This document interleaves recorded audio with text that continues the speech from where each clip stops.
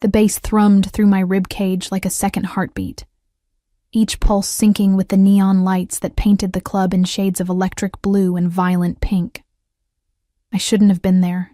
I knew that the moment I'd crossed the velvet rope, my worn sneakers squeaking against marble floors that probably cost more than my yearly rent. But Jenna had insisted, her manicured nails digging into my arm as she dragged me past the bouncer who'd looked at me like I was something stuck to his shoe. "Loosen up, Claire," she'd shouted over the music, pressing a glass of something expensive and amber into my hand. "You work yourself to death at that diner. Live a little. Live a little." The words tasted bitter even as the alcohol burned its way down my throat. Living cost money I didn't have. Living meant not picking up double shifts to pay for community college classes I attended half asleep. Living meant forgetting that my mother's medical bills sat in a stack on my kitchen counter, red ink screaming at me every time I walked past. But the alcohol helped. God, it helped. The second drink dissolved the knot in my shoulders.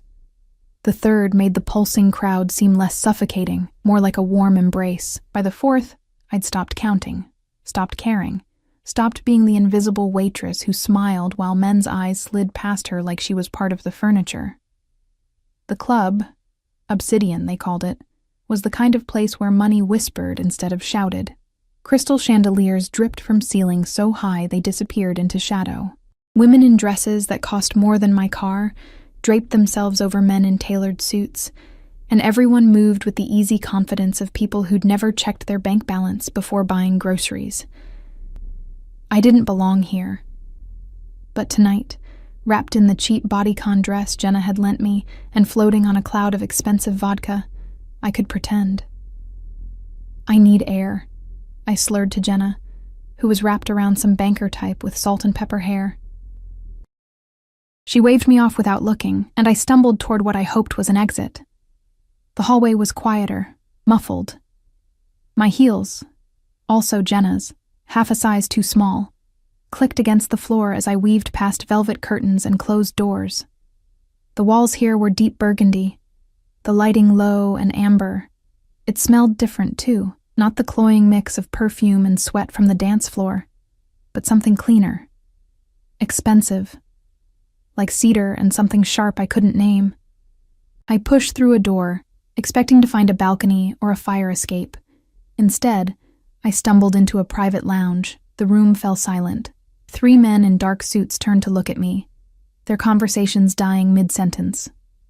They stood near a bar made of black marble, glasses of whiskey catching the light. But they weren't what made my alcohol-soaked brain suddenly snap to attention. He sat in a leather chair that might as well have been a throne, one leg crossed over the other, a crystal tumbler balanced on his knee.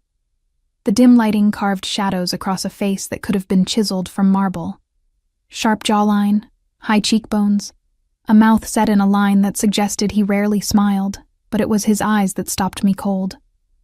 Dark, almost black, they fixed on me with an intensity that made my skin prickle with something between fear and recognition. He wore all black.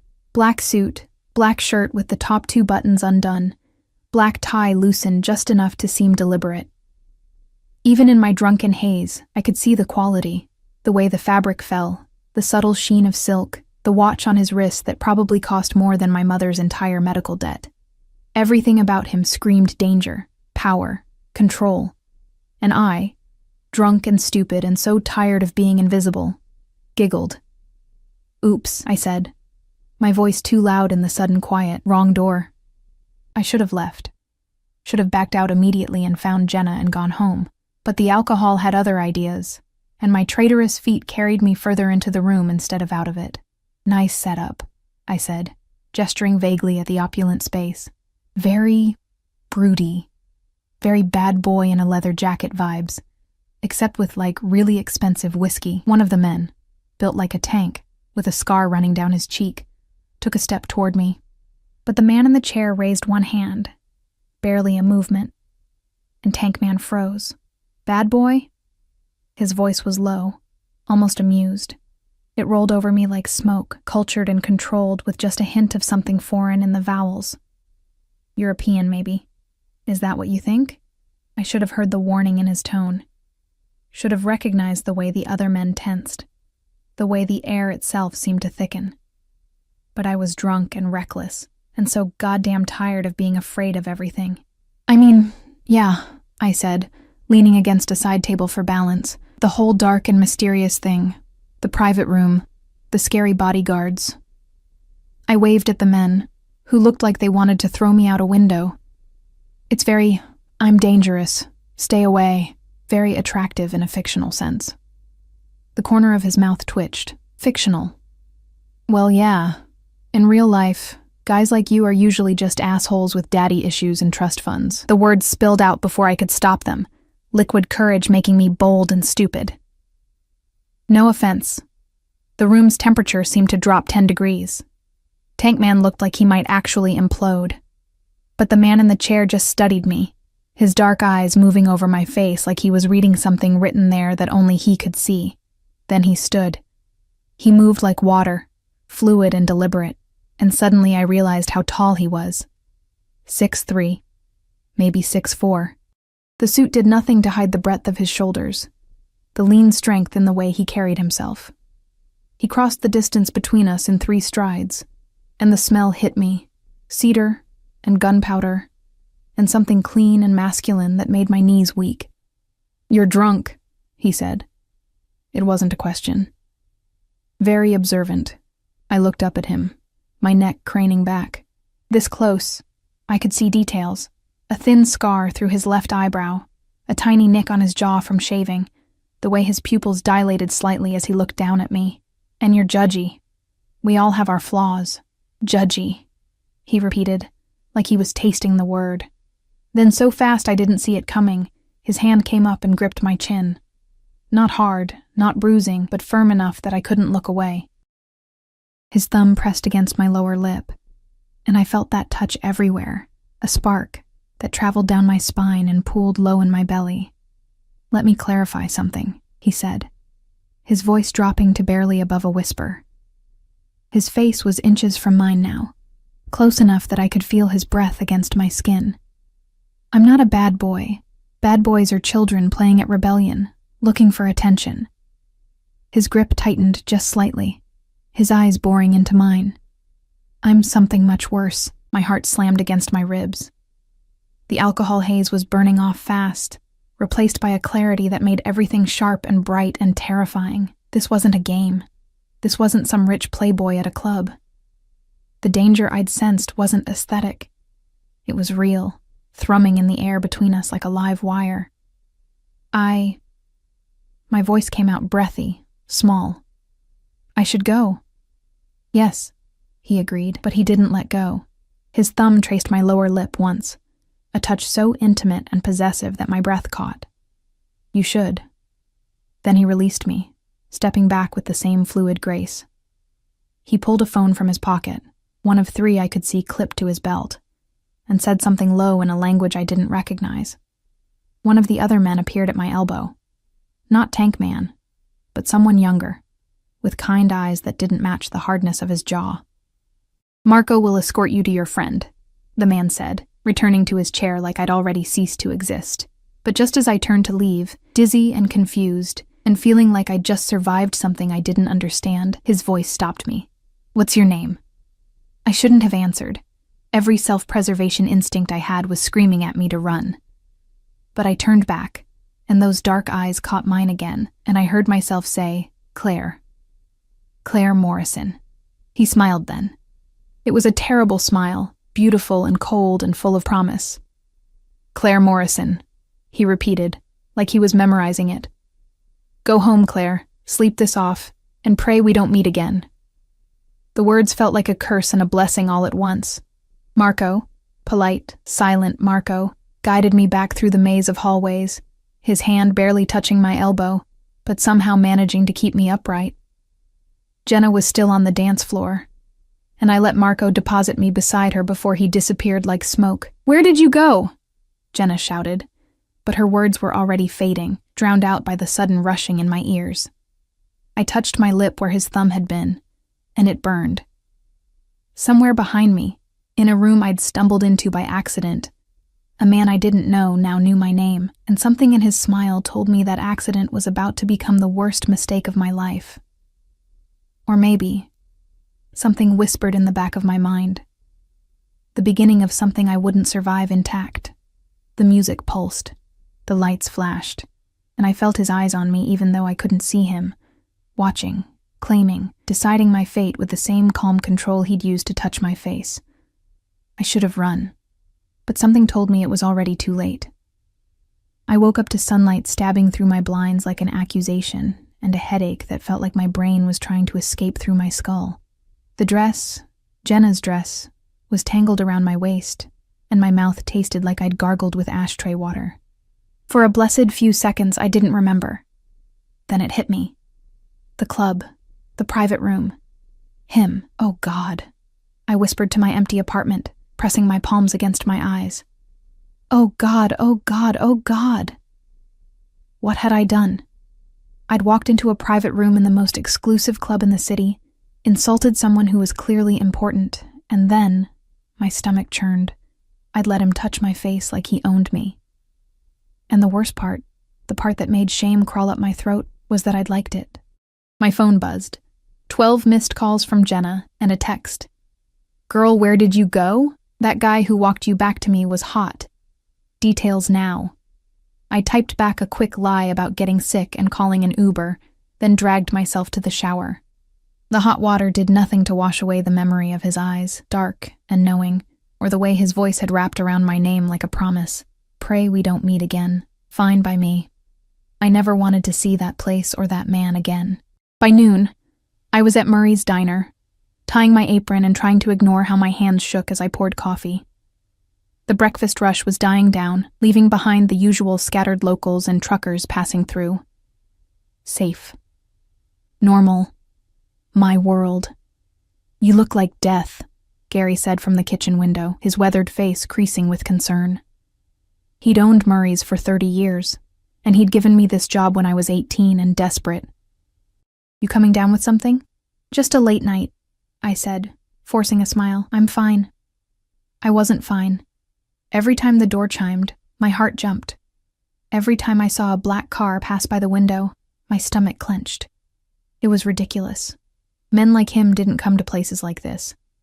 They lived in a different stratosphere, one I'd briefly touched before gravity yanked me back down to earth.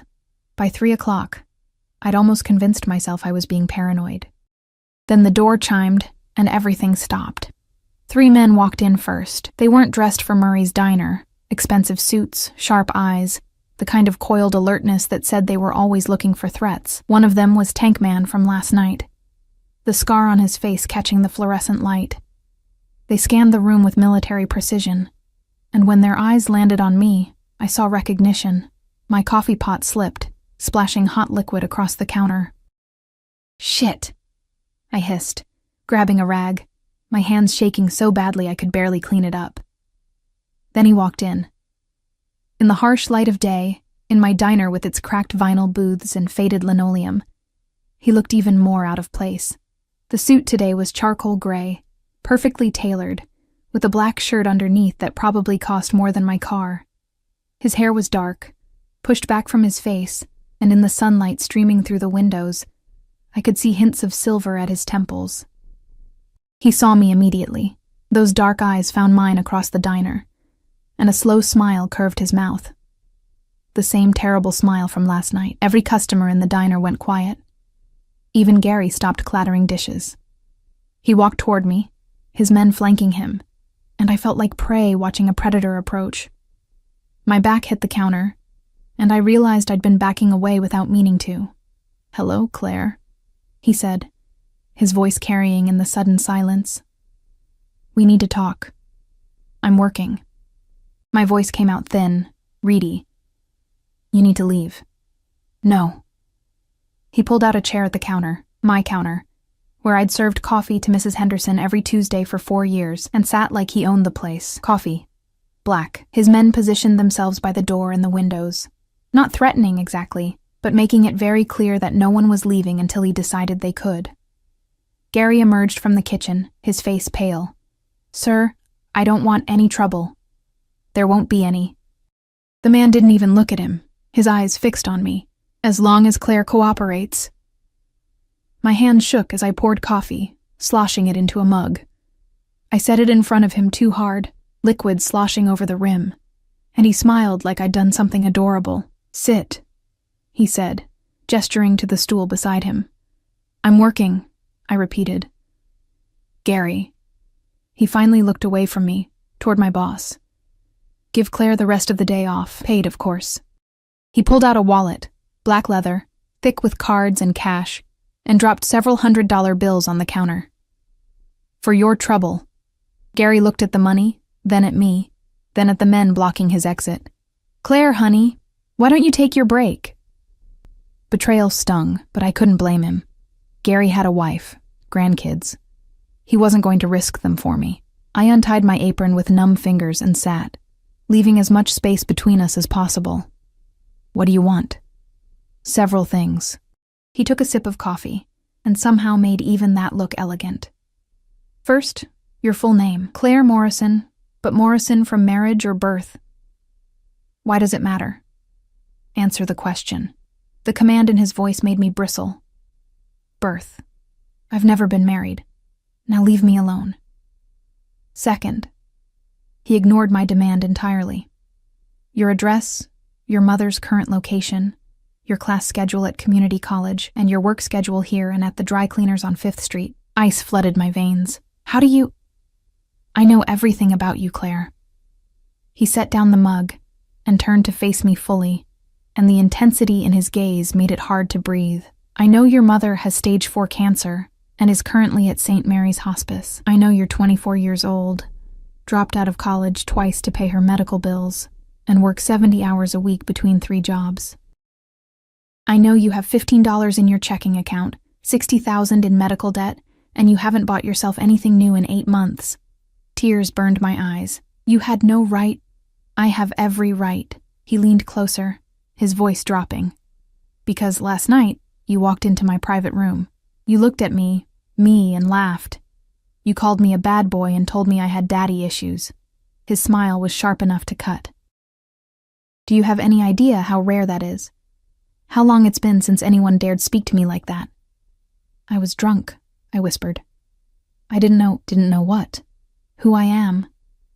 He tilted his head. "No, I don't suppose you did. Allow me to introduce myself properly. Alexei Volkov. And before you ask, yes, that Volkov." The name hit me like a physical blow. Even I knew that name. Everyone in the city knew that name, whispered in the same breath as words like organized crime and untouchable and dangerous. "Oh God," I breathed, "not God, though people do pray to me sometimes." He said it without humor, stating a fact. "Usually they're begging for their lives." I jerked back, my stool scraping against the floor. "Are you threatening me?" "No." He caught my wrist before I could bolt, his grip firm but not painful. "I'm explaining context, so you understand the position you're in." "I didn't do anything wrong," I said, hating how my voice shook. "I stumbled into the wrong room, that's it. I'm nobody. I'm not a threat to you." "No, you're not." His thumb traced circles on the inside of my wrist, right over my racing pulse. "You're something much more problematic." "What? Interesting." The word hung between us like a curse. "Last night you should have died," he continued conversationally, like we were discussing the weather. "Or at the very least, you should have been taught a lesson about respecting boundaries. Do you know what I did instead?" I shook my head, not trusting my voice. "I let you go. And then I couldn't stop thinking about you." His grip tightened just slightly. "About the way you looked at me like I was just a man. About how you tasted fear for only a moment before courage, or stupidity, took over. About how your pulse jumped under my thumb, just like it's doing now." "Please," I whispered. "I don't want any trouble. I'll forget I ever saw you. I'll never go back to that club. You'll do exactly what I tell you." He released my wrist and stood, pulling something from his pocket.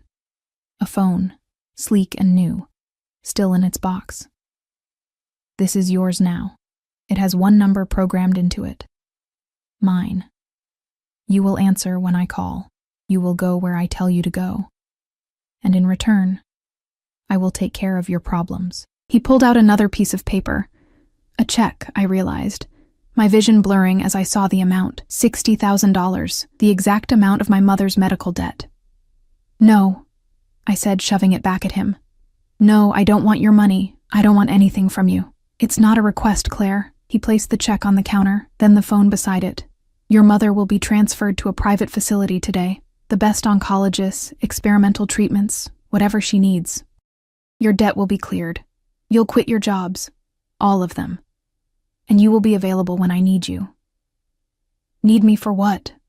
Horror was crawling up my spine. Ugly scenarios playing through my mind. He leaned down, his mouth close to my ear, and I could feel the heat of him, smell that cedar and gunpowder scent. That's the question, isn't it? I haven't decided yet, but you intrigue me, Claire Morrison. And I always acquire things that intrigue me. I'm not a thing, I bit out, finding a spark of anger through the fear. No. He straightened, and something flickered in his eyes. Approval, maybe, or amusement. You're not. Which is why this will be so much more interesting than I anticipated. He started toward the door, his men falling into formation around him. But he paused at the threshold, looking back over his shoulder. Oh, and Claire, don't try to run. I have people everywhere. Your apartment, your mother's hospice, even here. He smiled that terrible smile again. You're mine now. The sooner you accept that, the easier this will be. Then he was gone, sliding into a black SUV with tinted windows that had been idling outside. The vehicle pulled away, and slowly, the diner came back to life. Customers whispering, Gary's face pale as he stared at the money still on the counter. I looked down at the check and the phone, my hands shaking so hard I had to grip the counter to stay upright. $60,000. My mother's life, spelled out in ink and numbers, and all it would cost me was my freedom. I picked up the phone with numb fingers and saw a text already waiting. Answer when I call, Claire. I don't like to be kept waiting. My gilded cage had just snapped shut, and I hadn't even heard the lock turn. Word count, 2,99, finalizado o bloco 2 com 2,99 palavras. A história avança para o dia seguinte. Mostra Alexei invadindo o mundo normal de Claire. Revela sua identidade como chefe da máfia. E estabelece a dinâmica de poder e possessividade. Termina com tensão sobre o que acontecerá em seguida. The phone rang at 2 a.m. I'd been staring at the ceiling of my apartment for hours, the check burning a hole in my nightstand drawer where I'd shoved it like hiding it would make this nightmare less real. I'd called my mother's hospice 3 times. They'd confirmed, voices careful and professional, that Mrs. Morrison had been transferred to Willow Heights, a private facility I'd only ever seen in magazines, the kind of place where dying felt less like an ending and more like a luxury retreat. We can't discuss who authorized the transfer, the nurse had said. But your mother is very comfortable. The doctors are optimistic about some new treatment options. Optimistic. For stage 4 cancer. Because of him. When the phone lit up, Alexei, no last name needed, my stomach dropped. I let it ring twice before answering. Hello? Did I wake you? His voice was smooth, unhurried, like calling in the middle of the night was perfectly normal. Yes, I lied. Another lie, Claire. I can practically hear you thinking from here. There was a smile in his voice. Get dressed. Something nice. A car will be there in 20 minutes. It's 2 a.m, I said, sitting up. I'm not going anywhere. Yes, you are. Unless you'd prefer I come up and dress you myself. I'm parked outside your building right now and I'm not a patient man. I scrambled to the window, yanking back the curtain. Sure enough, the black SUV idled at the curb, windows dark, exhaust puffing into the cold night air. My skin crawled with the knowledge that he could see my window, probably knew exactly which apartment was mine, had probably known for days before ever walking into the diner. Why? My voice cracked. What do you want? I want you to get dressed, Claire. The clock is ticking. He hung up. I stood there, frozen, clutching the phone. I could refuse, could lock my door, call the police, tell them I was being harassed by Alexei Volkov. And then what? The police couldn't touch him. Everyone knew that. And my mother would be transferred back to county hospice, back to dying slowly in a shared room with flickering lights and overwhelmed nurses, back to me working myself to death for treatments that only bought her weeks instead of months. 18 minutes later, I was in the back of the SUV. I'd chosen the only nice thing I owned, a simple black dress I'd bought for my high school graduation and had worn to every funeral and interview since. It was slightly too big now, hanging off shoulders that had gotten bonier over the past year. I'd tried with makeup, but my hands had shaken too badly, so I'd settled for mascara and lip gloss. The driver, not Marco, someone new with dead eyes and scarred knuckles, said nothing as we drove through the empty city streets. We headed away from downtown, toward the waterfront, where old warehouses had been converted into expensive lofts and exclusive restaurants. We stopped in front of a building with no sign, just a number in brass. The driver opened my door, and I stepped out into the cold, wrapping my thin coat tighter. "Top floor," he said.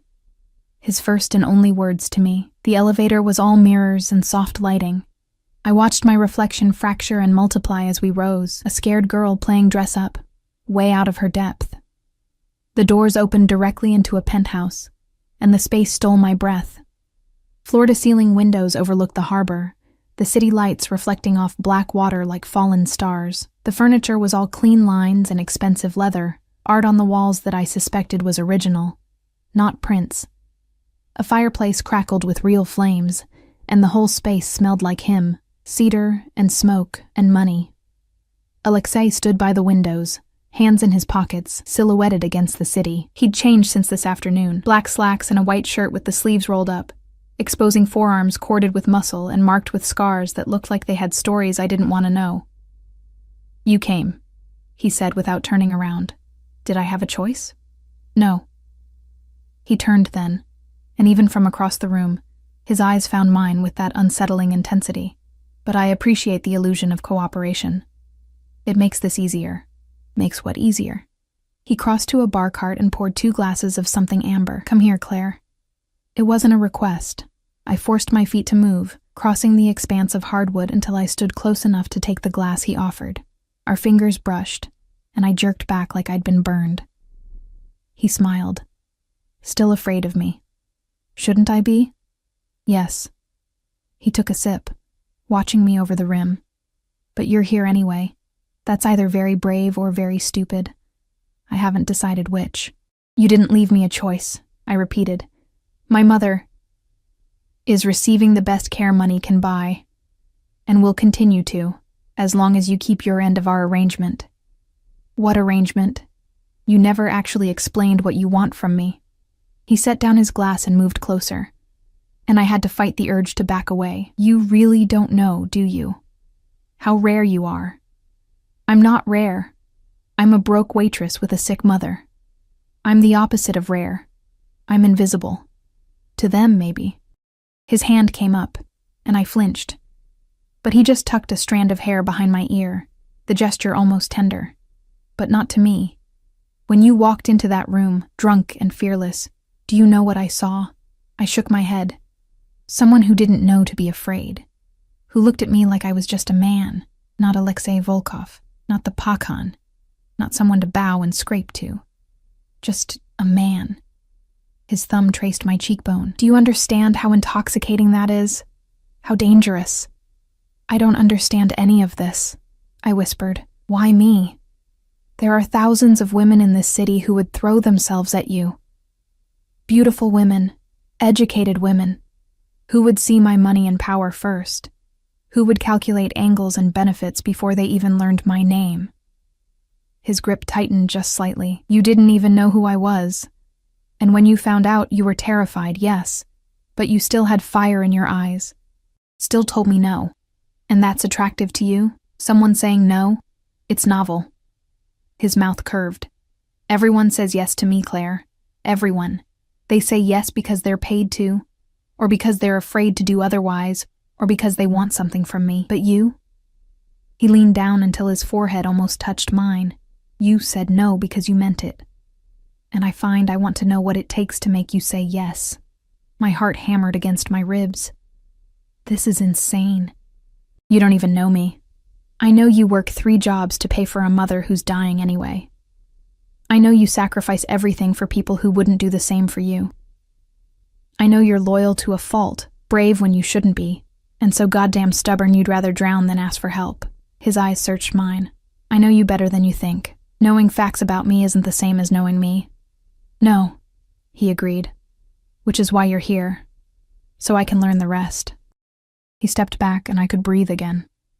He gestured to a dining table I hadn't noticed, set with white linens and covered dishes. Sit. Eat. You've lost weight you can't afford to lose. I'm not hungry. Sit anyway.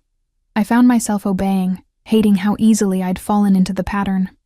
He sat across from me, and one of his men, I hadn't even seen him arrive, appeared to serve the food. Lobster, steak, vegetables that probably cost more than my weekly grocery budget. It smelled incredible, and my traitorous stomach growled. Eat! Alexei commanded again, his eyes never leaving my face. I picked up my fork. The food was perfect, melt in your mouth tender, but it tasted like ash. How long? I finally asked. How long what? How long do I have to do this? Play whatever game this is? He considered the question, cutting his steak with precise movements. That depends entirely on you, on whether I give you what you want, on whether you stop fighting the inevitable. He set down his silverware and leaned back, studying me. You think this is temporary, that eventually I'll lose interest and let you go back to your little life. But here's the truth, Claire. I don't lose interest. When I decide I want something, I keep it. I'm not a possession. Aren't you? He tilted his head. I own your mother's life. I own your apartment. Yes. I bought your building this afternoon. I own your debt, your future. Every breath you take from this moment forward, you can fight it. Make this difficult for both of us, or you can accept it and let me take care of you. Tears burned my eyes. This isn't taking care of me. This is ownership. Yes. No apology, no shame. But I take care of what's mine, Claire. Your mother will live longer and more comfortably than she ever would have otherwise. You'll never work another double shift. Never check your bank account in fear. Never go to bed hungry. All you have to do is stop fighting me. And if I can't? Something dangerous flickered in his eyes. Then I'll break you down until you can. But I'd rather not. I like your fire. I just need to redirect it. He stood and offered his hand. Come. I want to show you something. Every instinct screamed at me to refuse. But I took his hand, warm, calloused, surprisingly gentle, and let him lead me to the windows. Look, he said, standing behind me, his chest against my back. What do you see? The city. My city. His arms came around me, caging me in, his chin resting on top of my head. Every light down there represents something I control. Businesses, politicians, police. I built an empire from nothing, Claire, clawed my way up from streets that would have killed a weaker man, and now I stand here, and the city bends to my will. Then why do you need me? My voice was small, defeated. You have everything. Not everything. His arms tightened. I have power, money, respect, but I don't have something soft to come home to. Something pure that hasn't been corrupted by my world. Something that looks at me and sees a man, not a monster.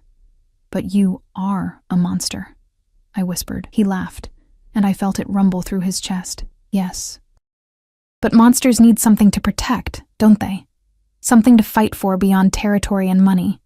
And you, Claire Morrison, with your selfless heart and stubborn pride, you'll be mine to protect. I don't want to be protected. I want to be free. Same thing with me. His lips brushed my temple. In my world, freedom without protection is just a pretty word for dead. You'll understand eventually. We stood there, wrapped in darkness and city lights, and I felt the cage close tighter. He was warm against my back, solid and real, and I hated how a tiny part of me, a part I didn't want to acknowledge, felt safe despite everything. Take me home, I said finally. This is your home now. Alexei. But, he interrupted, I'm not unreasonable. You can go back to your apartment tonight. Collect your things tomorrow. By tomorrow night, you'll move here. No. His hand caught my chin, turning my face toward him. Yes, Claire. Stop saying no when we both know it's inevitable. He kissed me. It wasn't gentle. It was claiming, possessive, his mouth demanding submission even as I tried to pull away. But his arm was iron around my waist, and his other hand buried in my hair, holding me exactly where he wanted me. And God help me, after a moment of resistance, my body betrayed me. softening, melting, kissing him back with a desperate hunger I didn't know I possessed. When he finally pulled away, we were both breathing hard, and his eyes were black with want. "Tomorrow night," he said again. "Don't make me come get you."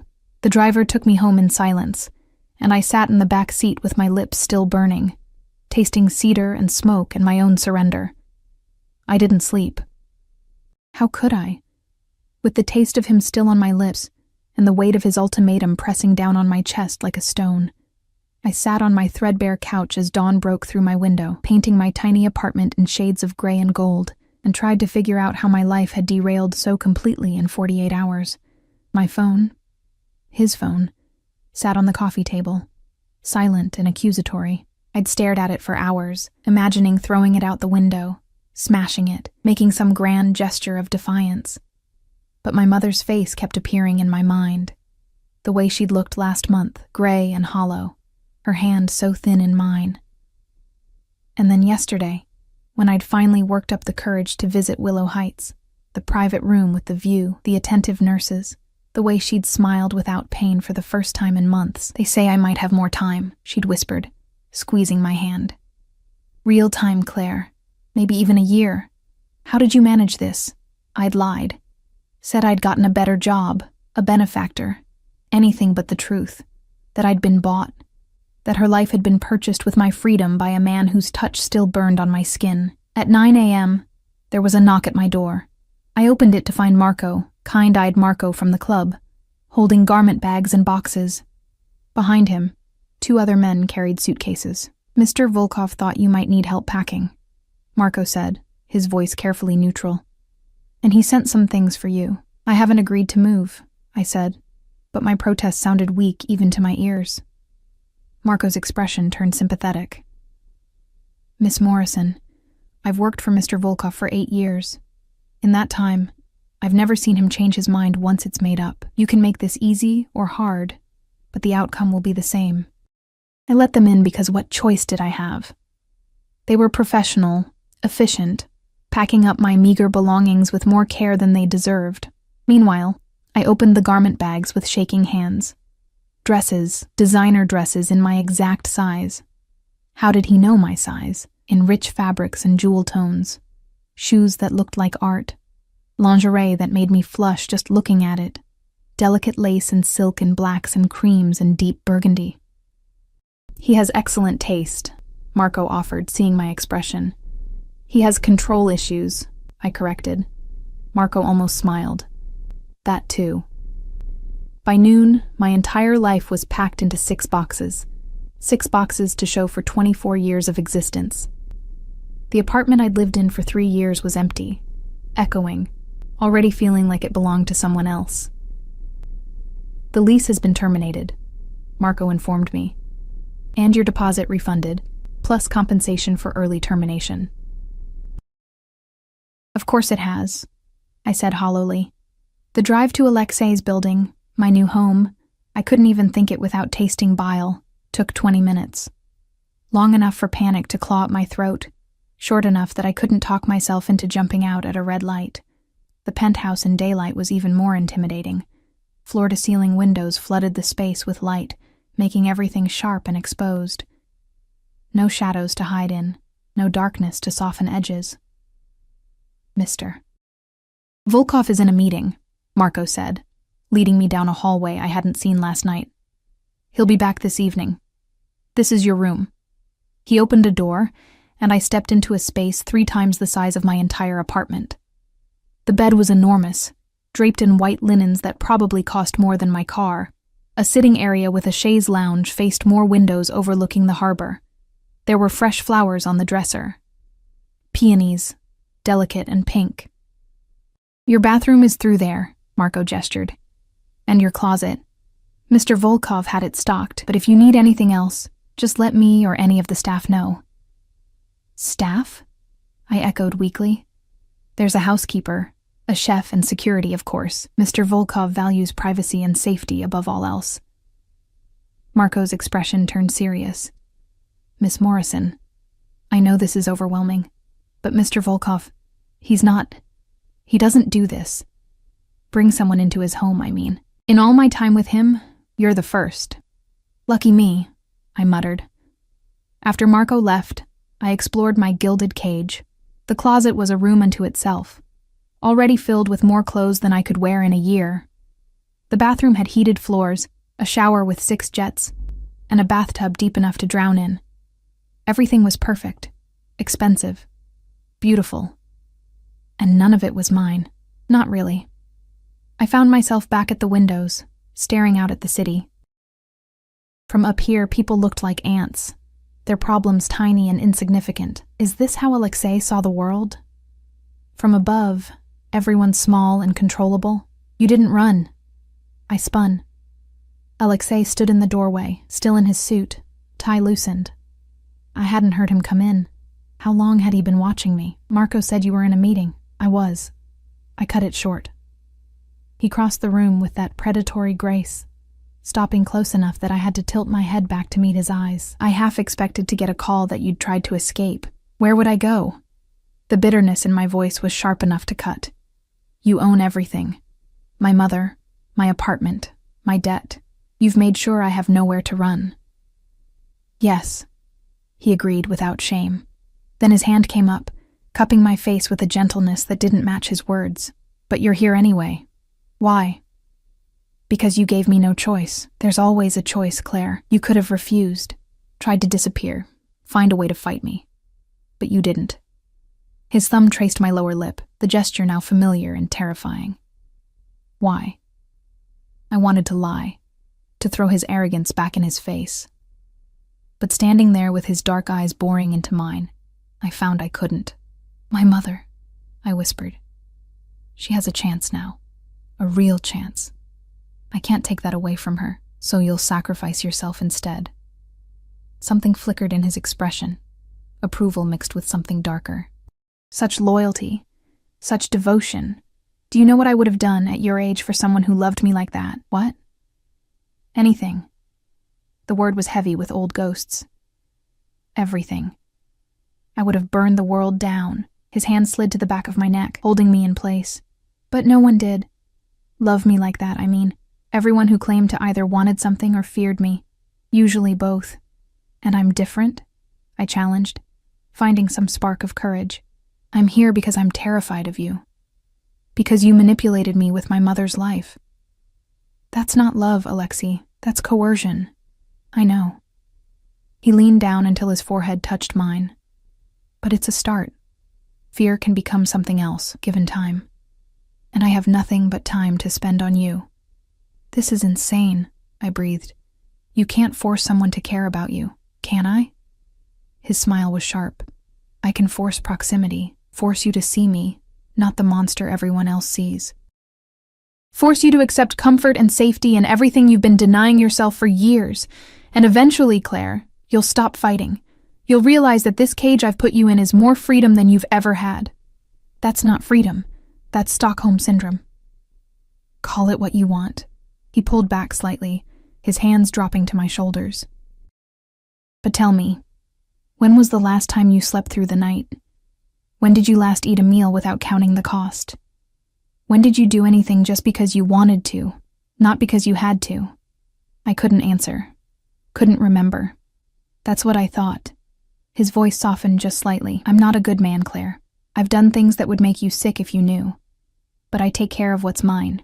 And you're mine now, whether you accept it or not. Before I could respond, his phone rang.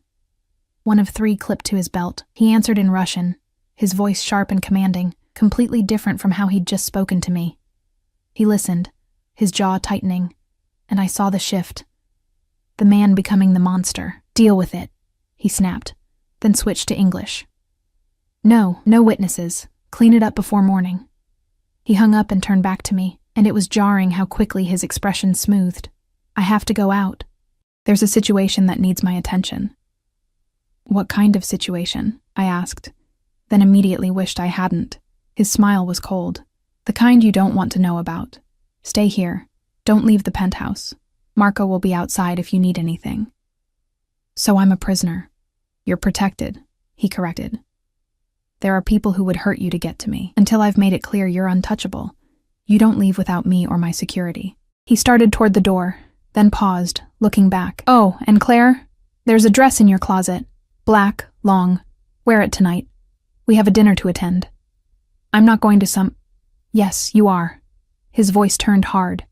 You'll smile, you'll stay by my side, and you'll show everyone that you belong to me. This isn't negotiable. Then he was gone, and I was alone in my beautiful prison.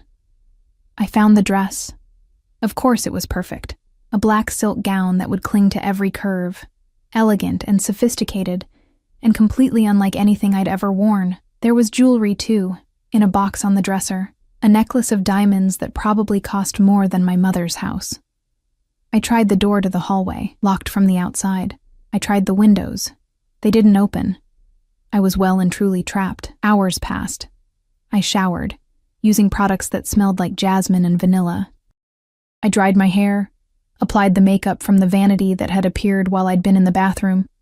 I put on the dress, the jewelry, the heels that made my legs look miles long. When I looked in the mirror, I didn't recognize myself. This woman was elegant, expensive, someone who belonged in Alexei's world. Not Claire Morrison, the waitress who'd lived on ramen and hope.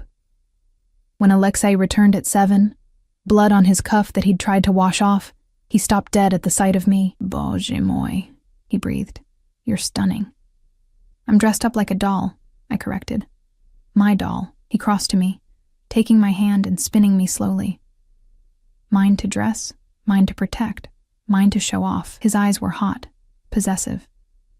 Every man at that dinner will want you, and every one of them will know they can't have you, that you're mine. He kissed me then, hard and claiming, tasting like whiskey and danger.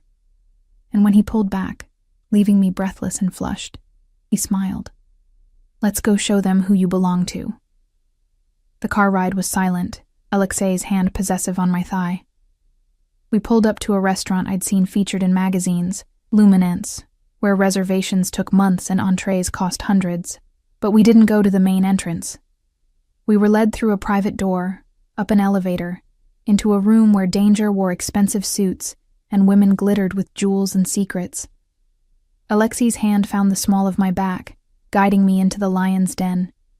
Gentlemen, he announced, his voice carrying, I'd like you to meet Claire, my Claire. And just like that, I became property in front of an audience. The dinner was a blur of faces and false smiles, of men whose eyes lingered too long and women whose gazes were pure calculation. Alexei kept me close, his hand always touching me, my back, my hand, my knee under the table, claiming me over and over with casual possessiveness. So tell me, Claire, one man said, Dmitri, someone important in Alexei's organization, how did you capture our Pakon's attention? He's famously unattached. I called him a bad boy, I said before I could stop myself. The table went silent. Then Alexei laughed, a real laugh, warm and surprised, and pulled me closer. And I told her she had no idea, he finished, kissing my temple. But she's learning. The message was clear. I was his, untouchable, under his protection and his control. And as the night wore on, I felt myself slipping further into the role, smiling at his side, accepting his touches, playing the part of the willing captive. Because what choice did I have? When we finally returned to the penthouse, I was exhausted, emotionally, physically, completely drained. You did well tonight, Alexei said, removing his jacket. They'll think twice before approaching you now. Is that what this was? Marking territory?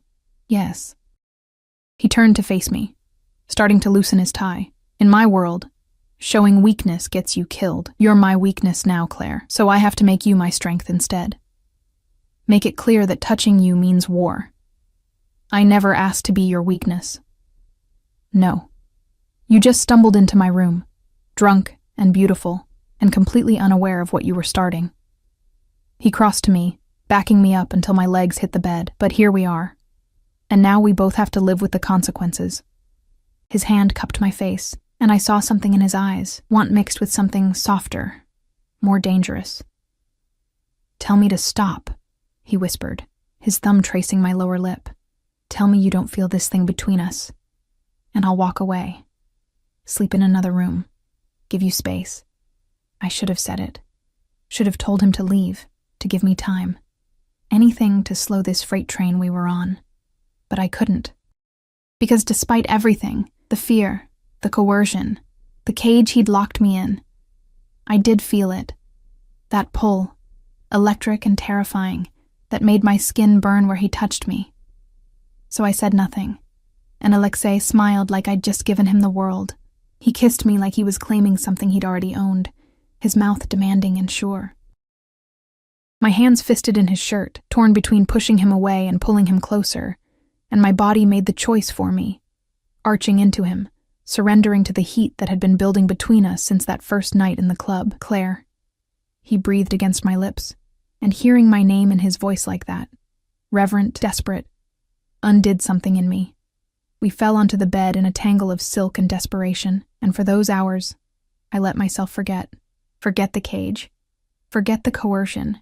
Forget everything except the way he touched me like I was something precious and breakable and his. When I woke in the early morning light, wrapped in Egyptian cotton sheets in Alexei's arms, reality came crashing back. What had I done? I'd slept with my captor, let him touch me, claim me, mark me as his in the most fundamental way, and God help me, I'd wanted it, had begged for it, my voice breaking on his name as he'd taken me apart piece by piece. "Stop thinking so loud," Alexei murmured, his voice rough with sleep.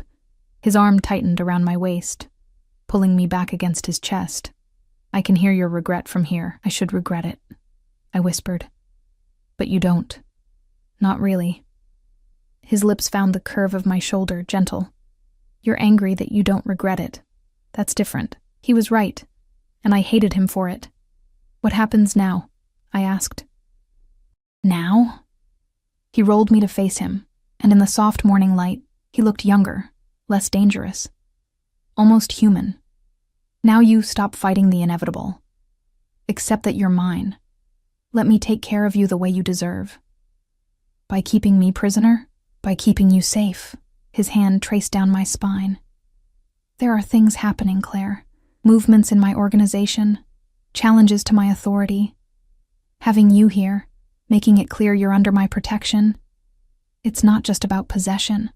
It's about keeping you alive." Fear spiked through me. "What kind of things?" "Nothing you need to worry about," but his expression had hardened, the man becoming the monster again. "I'll handle it."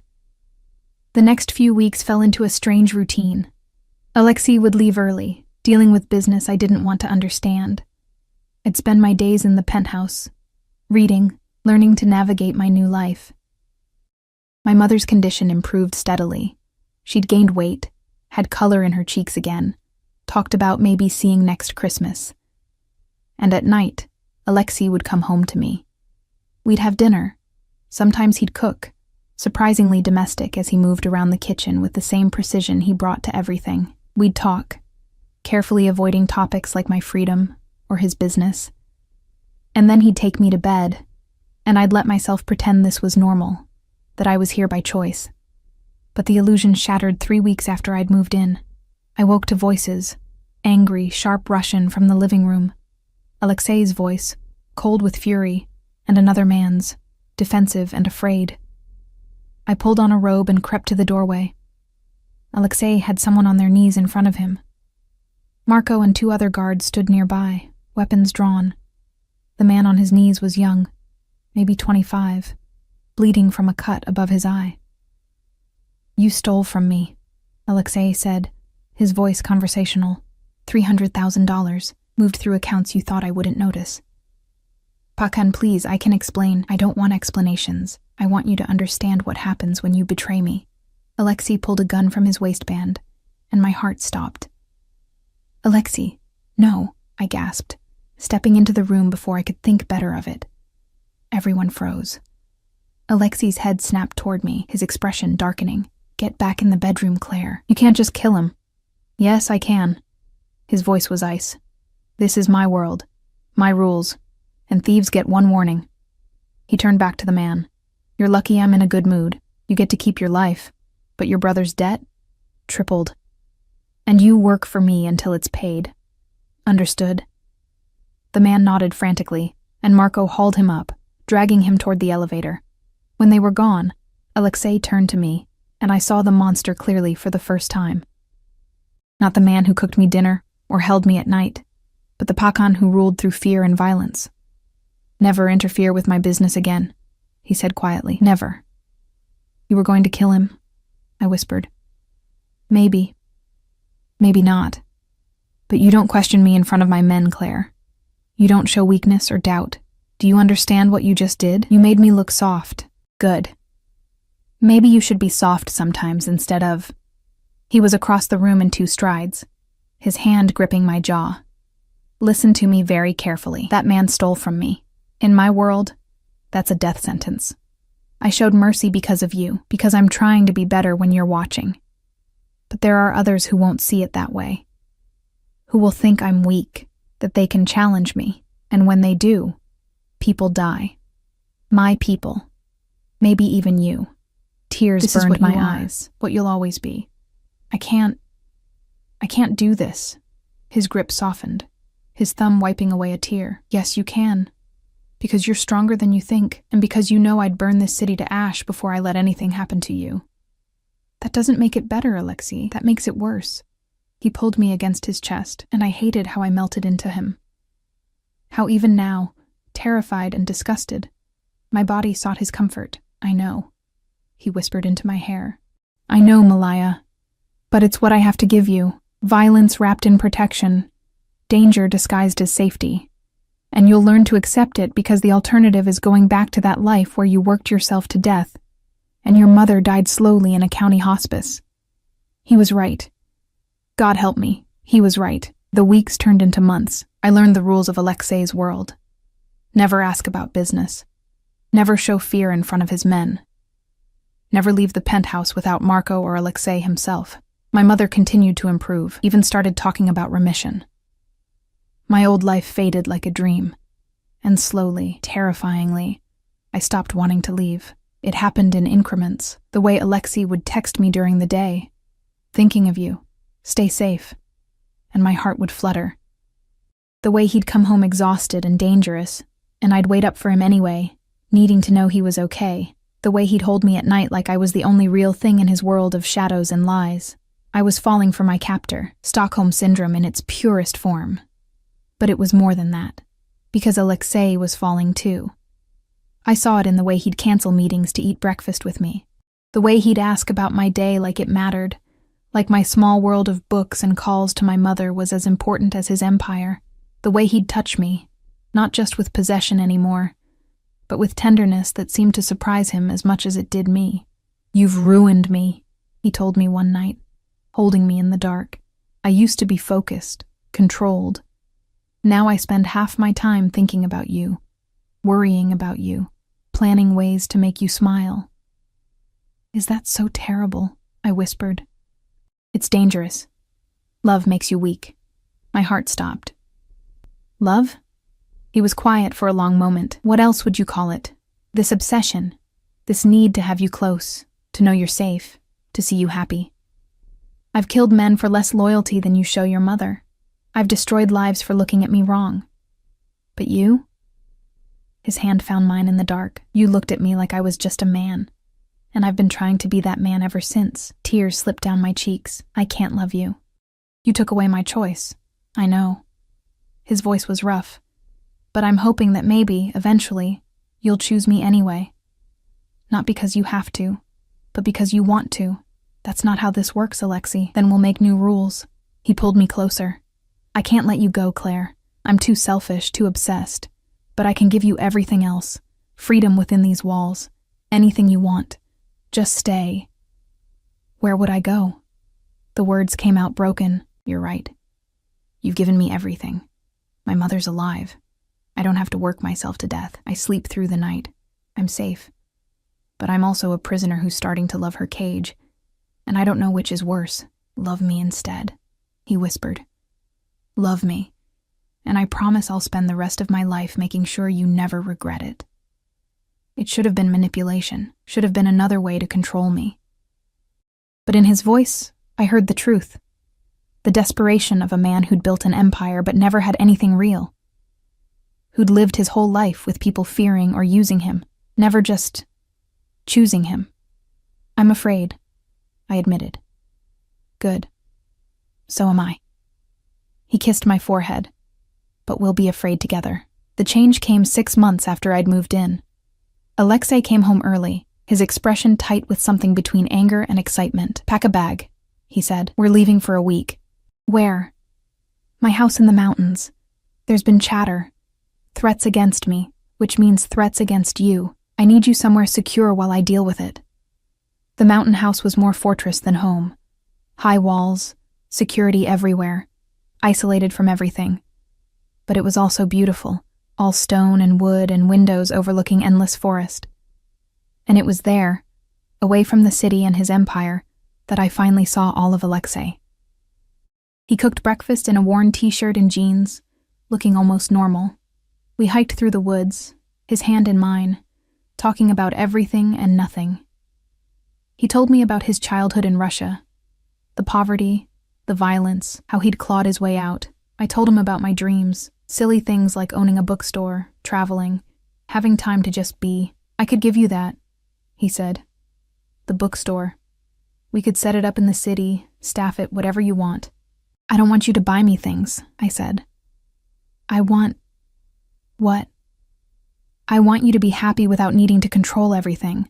I want to stay because I choose to, not because you've made it impossible to leave. I want this, I gestured between us, to be real. He stopped walking, turning to face me. It is real, Claire. The most real thing I've ever had. His hands cupped my face. You want choice? Here it is. I'm giving you one, right now. You can leave. I'll set you up somewhere safe, make sure your mother's care continues, give you money to start over. No strings, no conditions, or you can stay, and we build this thing between us into something that isn't about cages and coercion anymore. My heart hammered. You'd really let me go? It would kill me. But yes. His voice was raw. Because you're right. I can't force you to love me. And holding you prisoner isn't the same as having you choose to stay. I looked at him. This dangerous, damaged man who'd upended my life, who'd taken away my freedom and given me safety, who'd scared me and protected me and shown me what it meant to be someone's entire world. If I stay, I said slowly, things change. No more locked doors, no more guards following me everywhere. I need freedom, Alexei. Real freedom. Even if it scares you. Done. No hesitation. And you have to talk to me. About your business, about the dangers, about everything. No more protecting me by keeping me in the dark. Done. And you have to trust me. Trust that I won't run, that I'm choosing this, choosing you. His hand shook slightly against my face. That's the hardest one. But yes. Done. I took a deep breath. Then I'm staying. Not because I have to, because I want to. The kiss was different this time, not claiming or possessive, but grateful, relieved. Like he'd been holding his breath for months and could finally breathe. I love you, he said against my lips. I know I've done everything wrong, handled this all wrong, but I love you, Claire. And I'll spend the rest of my life proving I can be worthy of you choosing me. I love you too, I whispered, and felt the truth of it in my bones. God help me. I love you too. We stayed in the mountains for a week, and when we returned to the city, something had shifted. The cage was still there, his security, his need to protect me, his world of danger and violence. But the lock was gone. Alexei kept his promises. I could leave the penthouse when I wanted, go where I chose. He talked to me about his business, the threats, the challenges. And slowly, carefully, we built something real from the wreckage of how we'd started. My mother went into remission 6 months later. She cried when she saw me at Alexei's side, and later, in private, she asked, "Are you happy?" I thought about it, really thought about it. About the girl who'd stumbled drunk into a room and called a Mafia boss a bad boy, about everything that had happened since. The fear and coercion and slow, terrifying fall into love with someone impossible. Yes, I said finally. I really am. Because sometimes the cage becomes home. Sometimes the monster becomes the man. And sometimes when you stop fighting the inevitable, you find that freedom isn't about leaving. It's about choosing to stay. Alexei found me by the windows that night, looking out at the city lights. "What are you thinking?" he asked, pulling me back against his chest. "That you were right," I admitted. "That night at the club when I called you a bad boy and you said I had no idea." "And now?" "Now I know. You're not a bad boy. You're dangerous and possessive and way too overprotective." I turned in his arms, looking up at him. "But you're also mine, and I'm choosing you every day, even when it's hard." His smile was brilliant, rare, real. "Every day?" "Every day," I promised. And as he kissed me, the city spreading out below us like a kingdom we ruled together, I realized that sometimes the worst mistakes become the best decisions. That sometimes the man who takes away your choice gives you back something better. A life you never knew you wanted, filled with danger and passion, and a love so fierce it could burn down the world. I'd drunkenly called the Mafia boss a bad boy. He'd pulled me in and whispered that I had no idea, and he'd been right. I'd had no idea what I was starting, no idea where that moment would lead, but standing in his arms, with my mother alive, and my future bright, and my heart finally, impossibly full, I wouldn't change a single moment. Even the cage had become my choice, and that made all the difference.